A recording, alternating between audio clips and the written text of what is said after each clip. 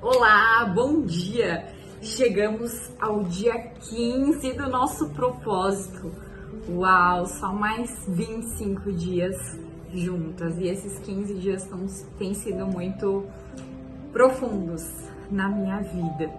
E hoje a autora ela tem como base central a palavra sobre Jeremias. Então vamos resgatar um pouco quem foi Jeremias para que a gente possa ter mais profundidade no entendimento da palavra de hoje.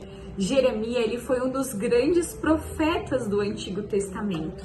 Ele era conhecido pela missão de transmitir mensagens difíceis da parte de Deus ao povo de Judá, que nós vimos aqui na primeira semana, que é aquela região que fica no sul de Israel. Então Deus conversava com Jeremias e Jeremias transmitia a palavra ao povo de Israel. Mas não era qualquer palavra, eram palavras difíceis. Por quê? Deus, como nosso Pai, e nós, como seus filhos, ele sempre buscou o melhor para nós, o melhor direcionamento, a melhor educação e sempre nos guiando para o melhor caminho. O mesmo acontece também se você é mãe. Ainda não sou, mas tenho esse desejo enorme no meu coração, que é justamente de que se você é mãe, seguramente você vai entender que é muito mais fácil, né, quando a criança tá muito agitada, dá um iPad, dá um telefone, dá um momento para ela ver televisão, mas a gente sabe que esse não é o melhor caminho. Então, mesmo sendo mais difícil, como você é uma mãe que busca dar amor, que você quer o melhor para o seu filho, você vai colocar regras, você vai colocar o tempo que a criança pode usar uma televisão, usar um telefone, porque você sabe que esse é o melhor caminho e muitas vezes o melhor caminho é mais difícil e ele precisa ser dito, ele precisa ser repetido, ele precisa ser mostrado. E Deus fazia isso desde então no Antigo Testamento conosco, com os seus filhos. Então, a palavra bíblica hoje central da autora está em Jeremias 2:13, que diz: o meu povo cometeu 2 pecados. Eles me abandonaram a fonte d'água viva e cavaram suas próprias cisternas rachadas que não retêm água. O que isso quer dizer?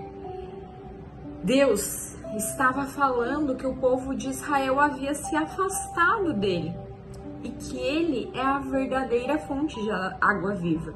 E por buscar satisfação e segurança em ídolos e alianças políticas vazias, simbolizadas como cisternas rachadas. Que isso quer dizer o seguinte: na região de Israel, a água era e ainda é um recurso extremamente valioso. É difícil de encontrar água em Israel potável, limpa. Então Deus ele se compara como uma fonte de água viva, um suprimento contínuo e essencial, enquanto os ídolos e outras soluções humanas são comparadas a cisternas quebradas que não podem sustentar a vida. E essa linguagem, ela nos mostra a insensatez de abandonar Deus e a consequência da nossa busca de autossuficiência espiritual e da idolatria.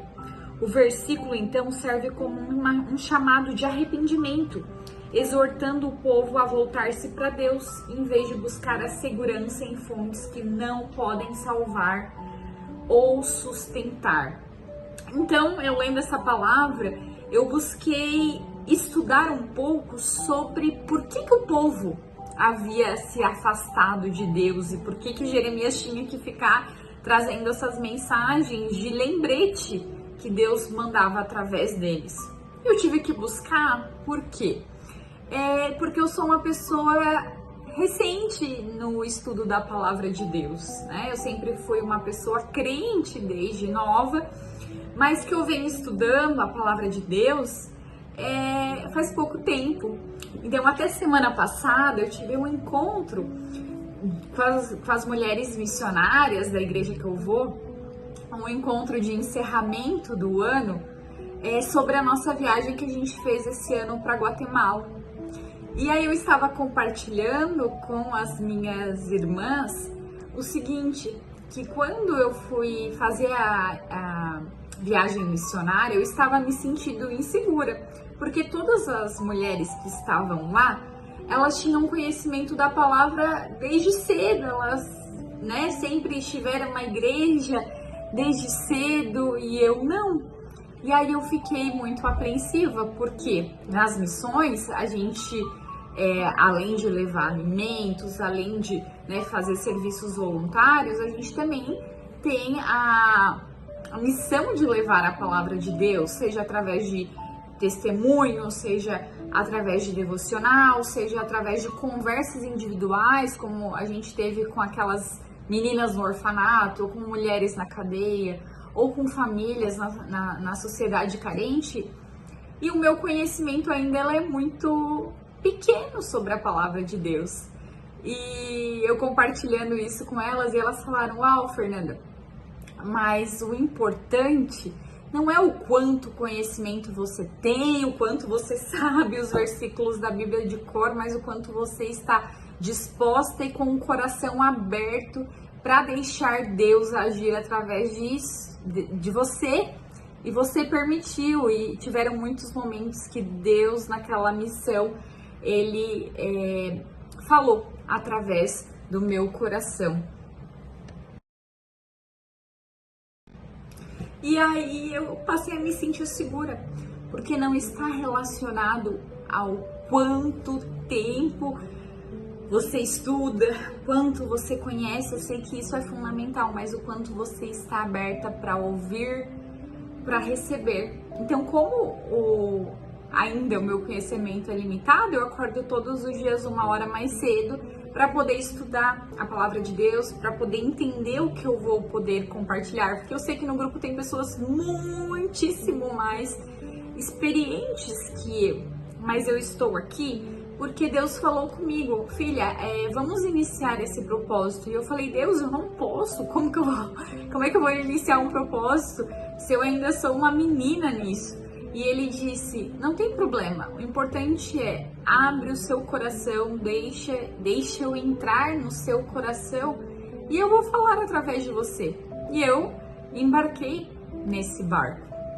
E é por isso que eu pesquisei aqui por que Jeremias precisou, né, levar essa palavra ao povo de Israel e por que o povo de Israel tinha se afastado de Deus.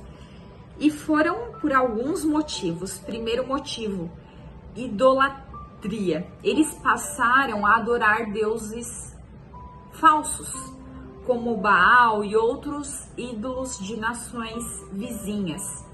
Segundo, influência de nações estrangeiras. Como Israel era cercado por nações pagãs, o povo ele frequentemente se deixava influenciar pelas culturas e práticas religiosas desses povos vizinhos, em vez de manter a sua devoção e a sua mente exclusiva ao Deus de Israel. Então eles passavam a adotar costumes e práticas religiosas de nações vizinhas. Terceiro, autossuficiência e orgulho. O povo começou a confiar em suas próprias capacidades, recursos, alianças políticas, em vez de confiar em Deus. Você já viu alguma pessoa que ela era muito devota a Deus, ela cria em Deus, mas depois que ela começou a ficar muito rica, depois que ela começou a ter muito poder, depois que ela começou a ganhar muito dinheiro na sua empresa, depois que ela passou a ter muitos seguidores no Instagram, ela parou. Por quê? O poder subiu para a cabeça, como a gente fala. Porque ela achou que ela é autossuficiente, que ela não precisa mais de Deus. E isso é muito perigoso, porque isso nos leva à surdez, a não escutar e não obedecer ao que Deus tem para nos dizer. Frequentemente E no meu passado eu falava, Deus não fala comigo, eu falo com ele não me responde. Mas quando ele falava comigo, eu ignorava. Deus precisou falar comigo 4 vezes para eu fechar a minha rede social, senão eu iria terminar o meu casamento, porque a rede social estava me levando à comparação de outros relacionamentos, de outros casamentos, e eu falava, Deus, como que eu vou fechar meu Instagram? Eu moro em outro país, o Instagram é uma fonte de conexão com a minha família, com os nossos amigos, e ele falava, feche o Instagram, minha filha, e eu ignorei, e aí eu dizia que Deus não me ouvia, mas eu não estava sendo obediente a Ele. Quando eu fiquei por mais de 6 meses com o meu Instagram completamente fechado, e cada vez que eu ia tentar olhar o Instagram, vou instalar para dar uma olhadinha, eu ia recorrer a Deus.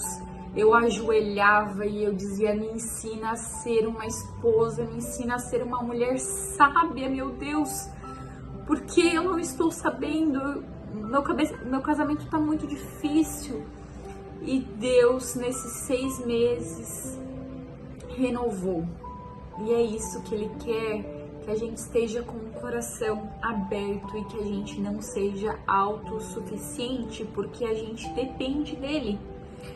4º ponto, injustiça e corrupção. O povo de Israel, especialmente os seus líderes governantes, desde aquela época no Antigo Testamento, ele tornou-se corrupto. E quando você entra na corrupção, você acaba oprimindo os pobres, injustiçando as pessoas e você não está seguindo as diretrizes de Deus. 5º ponto, desobediência às leis de Deus. O povo frequentemente desobedecia aos mandamentos e estatutos que Deus havia dado. Então a gente tem a Bíblia, que é o nosso manual de instrução, e a gente lê, e o que a gente faz? Ignora. Ah, isso aqui eu não vou fazer, eu vou ser seletivo. Ah, isso aqui dá para fazer, mas isso aqui é muito difícil. Então, tudo está relacionado ao quanto nós nos entregamos e seguimos as leis de Deus. 6º ponto, esquecimento dos feitos de Deus. Muitas vezes a gente está vivendo um período difícil. Isso vai acontecer? São ditos na Bíblia como provas. Esses momentos, eles nos servem para nos aproximarmos de Deus. Eles servem para nos mudarmos, para a gente ter mais tempo de intimidade com Deus. E aí a gente simplesmente fala, está tudo horrível, mas esquece do passado e esquece de ser grato a tudo que Deus fez pela gente. E esse esquecimento de reconhecer o que Deus fez pra gente leva à ingratidão. E a ingratidão nos afasta de Deus. E o último ponto, o 7º ponto, é apesar de terem uma aliança com Deus, o coração daqueles israelitas, do povo de Israel, estava longe de Deus. Suas práticas religiosas se tornavam vazias e com rituais. Eu vou à igreja, mas eu vou por obrigação, porque eu tenho que ir. Mas eu não estou ouvindo o que eu estou escutando na igreja, eu não estou colocando em prática. Eu vou à igreja, passo aquele domingo 1 hora, passei aquela 1 hora, mas depois eu já saio, eu já começo a falar mal do irmão, eu já não respeito os meus pais, eu já grito com os meus filhos. Então, assim, né, o quanto eu estou colocando em prática aquilo que eu fiz. Então, todos esses fatores levaram ao ponto de a palavra central que temos na data de hoje, que é o que Deus quer pra gente. E ele falava isso através de Jeremias, quando não tinha a Bíblia. Hoje a gente tem a Bíblia, que é o nosso manual de instrução. Agora, a autora nos diz o seguinte, ela conta um relato da sua experiência. Houve um tempo em que eu dormia com a minha Bíblia fina e marrom sobre o meu travesseiro. Foi durante um dos períodos mais difíceis da minha vida, quando a solidão ameaçava me desmoronar. Eu ia dormir com a minha cabeça literalmente repousando sobre a minha Bíblia e meu coração descansando ali também. Era simbólico, talvez, mas tudo que eu sabia era que eu precisava da Bíblia por perto. Pela manhã, quando o sol surgia, eu estendi a mão sobre o travesseiro antes de esfregar o sono dos meus olhos. Minha Bíblia era meu pão diário, porque eu estava faminta por amor. Eu abria e começava a ler de onde havia parado na noite anterior. Verso após verso, capítulo após capítulo. E a palavra de Deus inundava todos os lugares feridos do meu coração. Fiz isso até que meu marido e estávamos felizes e casados. Foi então que eu movi minha Bíblia debaixo do meu travesseiro para o lado da minha cama. E 10 anos depois de nos casarmos, eu ganhei o meu primeiro celular com smartphone. Eu conectei e carreguei ao lado da minha cama, bem do lado da minha Bíblia. Como meu telefone tinha tanto o despertador quanto o aplicativo da Bíblia, era mais fácil pegar o celular do que a Bíblia. E o problema era que todas as notificações das horas noturnas chamavam imediatamente minha atenção e eu corria para responder, mesmo quando eu estava lendo a Bíblia. Porque eu estava ansiosa para saber o que os meus amigos tinham para me dizer antes de voltar minha atenção ao que Deus tinha a me dizer. A tentação era tanto sutil quanto óbvia. Os nossos telefones podem nos manter conectados ao mundo, mas não podem nos manter conectados a Cristo. Eles podem manter o controle de nossas agendas, mas não podem ordenar nossas prioridades. Eles podem tocar nossa música de louvor com um único chamado de voz, mas não podem preencher nossas almas com louvor. Eu me peguei hoje, quando eu acordei, ao invés de eu perguntar para o meu marido como você dormiu, como você está, sabe a primeira coisa que eu fiz? Peguei meu celular e fui ver o que estava passando. E aí quando eu fui ler a palavra hoje, eu falei, uau, Deus, você tá falando comigo, né? Então eu vou precisar voltar ao trilho certo. Vamos ler agora Salmos 81, 7 a 12. Na sua angústia, você clamou e eu o resgatei. Eu respondi do meio de uma nuvem de trovão. Eu o testei nas águas de Meribá. Ouça-me, meu povo, e eu o advertirei. Se você apenas me ouvir, Israel, você não terá nenhum Deus estrangeiro entre vocês. Você não adorará nenhum Deus além de mim. Eu sou o seu Deus, que o tirou do Egito. Abra bem a sua boca e eu a encherei. Mas o meu povo não quis me ouvir. Israel não se submeteu a mim. Então eu os entreguei aos seus corações teimosos para seguirem os seus próprios planos. Deus nos deu o livre-arbítrio. E se a gente não quiser segui-lo, tá tudo bem. Mas o quanto a gente vai querer seguir com os nossos corações teimosos? Você vê alguma semelhança entre aqueles israelitas que não estavam mais seguindo a Deus, estavam buscando outras idolatrias, que essa idolatria pode ser uma influencer na rede social, pode ser um time de futebol, pode ser uma cantora, não sei. Ou você vê alguma semelhança entre essas pessoas, entre os israelitas que estão tão apegadas à tecnologia hoje? Os dispositivos são o que chamamos de nossos smartphones e nossos tablets, nossos computadores e nossos iPads. Quão divisores eles podem ser quando se tornam nossos deuses eletrônicos, nos separando do verdadeiro Deus. O açúcar, ele não é o único ídolo para qual nos voltamos. Esse jejum não é apenas sobre cortar o açúcar, é também sobre abster-se de qualquer coisa e tudo o que aprendermos a recorrer repetidamente ao invés de Deus. Peça a Deus que o redime para mostrar quais dispositivos estão dividindo dele e considere jejuar dele ou diminuir. Querido Senhor, eu quero que Tu sejas a única coisa pela qual eu tenho sede, porque Tu és o único que pode verdadeiramente satisfazer. Todos os outros substitutos parecem intensificar meu desejo, mas só Tu pode encher-me até transbordar. Mostra-me onde fabriquei para mim cisternas rachadas que não conseguem reter a água, muito menos água viva. Em nome saciador de Jesus. Amém.